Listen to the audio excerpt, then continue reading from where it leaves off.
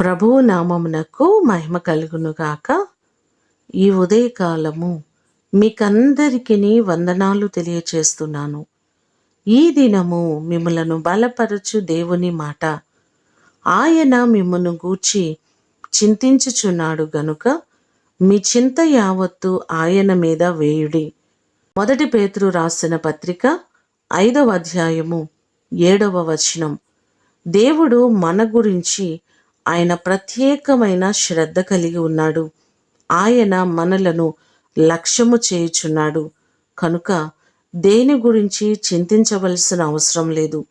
మన కుటుంబ పరిస్థితులు, పిల్లల భవిష్యత్తులు, అనారోగ్య పరిస్థితులు, ఆర్థిక సంబంధమైన ఇబ్బందులు, ఎన్నో బాధల చేత నలిగిపోతున్న వారు కోకొల్లలుగా కనబడుతున్నారు. ఏమి తిందుమో, ఏమి త్రాగుదుమో, ఏమి ధరించుకొందుము అని చింతింపకుడి అని మత్తయి సువార్త 6వ అధ్యాయము 31వ వచనములో మనకు కనబడుతుంది. వాటన్నిటినీ సమకూర్చగలిగిన గొప్ప దేవుడు ఆయన.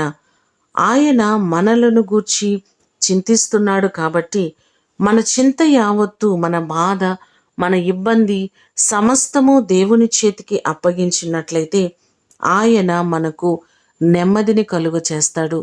ఏ విషయంలో బాధపడుతున్నారో, ఆందోళన కలిగి ఉన్నారో ప్రతి పరిస్థితిని మన దేవుడు సరిచేయగలిగిన వాడు. మీ సమస్యలన్నిటి నుంచి దేవుడు మిమ్మను విడిపించి ఆయన మిమ్మను ఆశీర్వదించునుగాక. ప్రార్థన చేసుకుందాం. సకల ఆశీర్వాదములకు కారణభూతుడవైన మా ప్రేమ కలిగిన పరలోకపు తండ్రి, మీ పాదములకు వందనాలు, స్తోత్రాలు.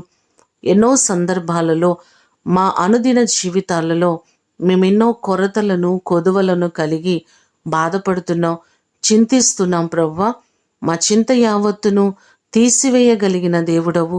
మా పరిస్థితులన్నిటినీ మార్చగలిగిన గొప్ప దేవుడు మీరే ప్రవ్వా. మీ వైపు చూస్తున్నాం. మా ప్రియులెల్లరినీ జ్ఞాపకం చేసుకొని వారి సమస్యలన్నిటి నుంచి విడిపించండి. ఏ ఇబ్బందులు పడుతున్నారో, అనారోగ్య పరిస్థితులైనా, ఆర్థిక సమస్యలైనా, కుటుంబంలో ఉన్న పరిస్థితులైనా వాటన్నిటినీ మీరు సరిచేసి ప్రతి వారిని మీరు లేవనెత్తి గొప్ప కార్యాలు వారికి మీరు కలుగ చేయండి. వారి కుటుంబాలను ఆశీర్వదించుమని యేసు నామమున అడిగి వేడుకొని పొందియున్నాము తండ్రి.